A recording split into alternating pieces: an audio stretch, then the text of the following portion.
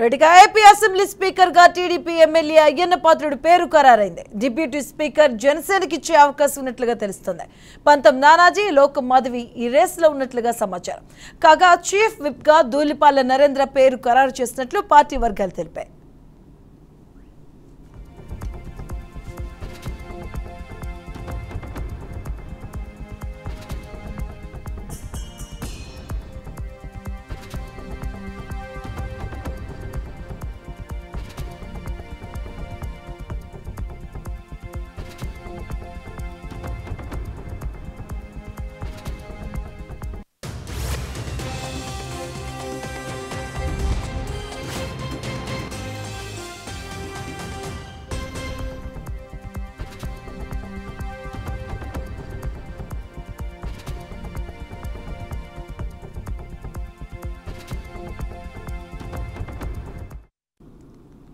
AP assembly speaker గా TDP MLA Ayyanna పాత్రుడి పేరు ఖరారైనట్టుగా తెలుస్తోంది. డిప్యూటీ స్పీకర్ కు జనసేనకి ఇచ్చే అవకాశం ఉన్నట్లుగా తెలుస్తోంది. పంతం నానాజీ, లోకం మాధవి ఈ రేసులో ఉన్నట్లుగా సమాచారం. అలాగే మరోవైపు చీఫ్ విప్ గా ధూళిపాల నరేంద్ర పేరు ఖరారు చేసినట్లుగా పార్టీ వర్గాలు తెలుపుతున్నాయి. మరి కాసేపట్లో అధికారికంగా ప్రకటించే అవకాశం ఉన్నట్టుగా తెలుస్తుంది. దీనికి సంబంధించిన పూర్తి అప్డేట్స్ మా కరెస్పాండెంట్ రామకృష్ణ అందిస్తారు. రామకృష్ణ,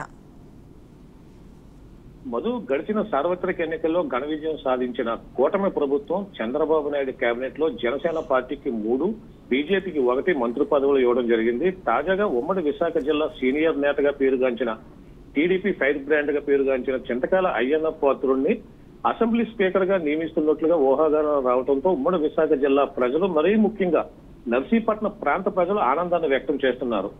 అయ్యన్న పాత్రుడు పార్టీ ఆవిర్భావం నుంచి టీడీపీ పార్టీలో ఉంటూ ప్రతిపక్ష నాయకులు తన మాటలతో ఉక్కిరి బిక్కిరి చేస్తూ అనేక ఉద్యమాలు చేసిన నేతగా పేరుగాంచారు. అంతేకాకుండా తనపై అధికార వైఎస్ఆర్ కాంగ్రెస్ పార్టీ అనేక కేసులు కూడా బనాయించిందని ఎన్నో సందర్భాల్లో అయ్యన్న పాత్రుడు చెప్పుకొచ్చారు. దీన్ని దృష్టిలో ఉంచుకున్న రాష్ట్ర ముఖ్యమంత్రి చంద్రబాబు నాయుడు అయ్యన్న పాత్రుడు అయితేనే ఈ పదవికి సమర్థుడని చంద్రబాబు నాయుడు ఒక ఆలోచనకు వచ్చినట్టుగా తెలుస్తుంది. ఇప్పటికీ ఉమ్మడి విశాఖ జిల్లాలో పాయికరాపేట ఎమ్మెల్యేగా గెలిచిన అనితకు హోంశాఖ కేటాయించగా గాజువాక అసెంబ్లీ స్థానం నుంచి గెలిచిన పల్లా శ్రీనివాసుకు టీడీపీ రాష్ట్ర అధ్యక్షుడిగా బాధ్యతలు అప్పగించారు. తాజాగా ఉమ్మడి విశాఖ జిల్లాకు చెందిన చింతకాల అయ్యన్న పాత్రుడికి అసెంబ్లీ స్పీకర్ గా నియమించినట్లయితే సీఎం చంద్రబాబు నాయుడికి విశాఖ జిల్లాపై ఉన్న చిత్తశుద్ధిని మరోసారి రుజువు చేసుకున్నట్లు అవుతుందని తెలుస్తుంది. మరోవైపు చూసుకున్నట్లయితే డిప్యూటీ స్పీకర్ గా జనసేన పార్టీకి నుంచి గెలుపొంది విజయనగరం జిల్లా నుంచి నెల్లిమర్ల నుంచి గెలుపొందిన లోకం మాధవి, కాకినాడ రూరల్ జనసేన శాసనసభ్యులుగా గెలిచిన జనసేన పార్టీకి చెందిన పంతం నానాజీ బరిలో ఉన్నట్టుగా తెలుస్తుంది. రాష్ట్ర ముఖ్యమంత్రి చంద్రబాబు నాయుడు వీళ్ళిద్దరిలో ఒకరికి డిప్యూటీ స్పీకర్ పదవి ఇచ్చినట్లయితే జనసేన పార్టీ పైన పవన్ కళ్యాణ్ పైన ఎంత ఇంపార్టెంట్ ఇస్తున్నారు అన్నది రాజకీయ విశ్లేషకులు అయితే అభిప్రాయపడుతున్నారు. Right, thank you Ramakrishna. AP CM Chandrababu Naidu Polavaram సందర్శించనున్నారు. ఉదయం 11 గంటలకు ఉండవల్లి నుంచి బయలుదేరి మధ్యాహ్నం 12 గంటలకు ప్రాజెక్టు వద్దకు చేరుకోబోతున్నారు. పోలవరం ప్రాజెక్టు పరిస్థితిని పరిశీలించనున్నారు. పోలవరం అధికారులతో సమీక్ష నిర్వహించబోతున్నారు చంద్రబాబు. ఇక ప్రాజెక్టు పనుల పునఃప్రారంభంపై ఆదేశాలు ఇవ్వనున్నారు. ఇక ఆ తర్వాత మీడియాతో మాట్లాడి తిరిగి సాయంత్రం 4 గంటలకు ఉండవల్లికి బయలుదేరుతారు. ఇక ముఖ్యమంత్రిగా బాధ్యతలు స్వీకరించాక ఆయనకి ఇదే తొలి పర్యటన కావడం విశేషం.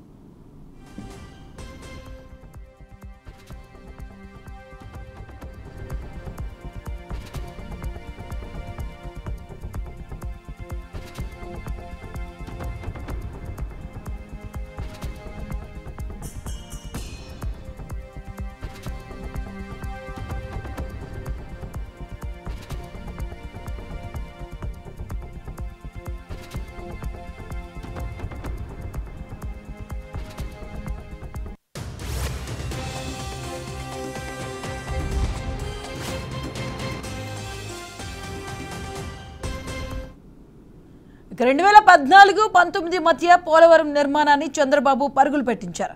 వారం వారం పోలవరం పేరుతో సమీక్షలు నిర్వహించేవారు. ఇక ప్రస్తుతం ఆ ప్రాజెక్టులో అనేక సమస్యలు, సవాళ్లు నెలకొన్నాయి. ఇక వాటిని కొలిక్కి తీసుకురావాల్సిన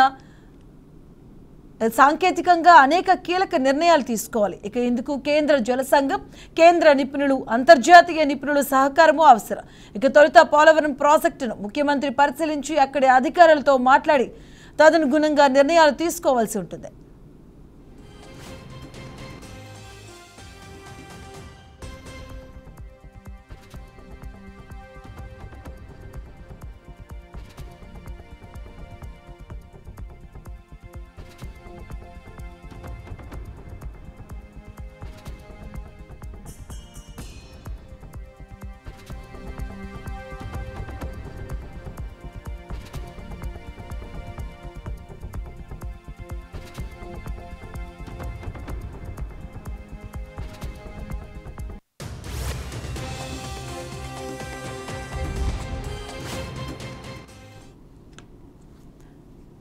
ఇక సీఎం చంద్రబాబు నాయుడు పోలవరంను సందర్శించబోతున్నారు. ఉదయం 11 గంటలకు ఉండవల్లి నుంచి బయలుదేరి మధ్యాహ్నం 12 గంటలకు ప్రాజెక్టు వద్దకు చేరుకుంటారు.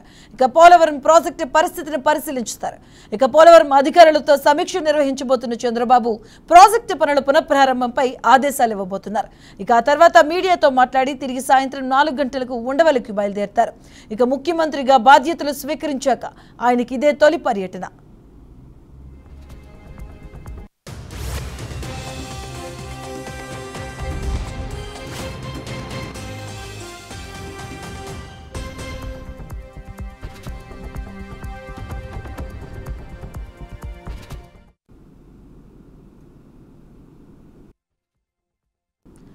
రెండు 2014-19 మధ్య పోలవరం నిర్మాణాన్ని చంద్రబాబు పరుగులు పెట్టించారు.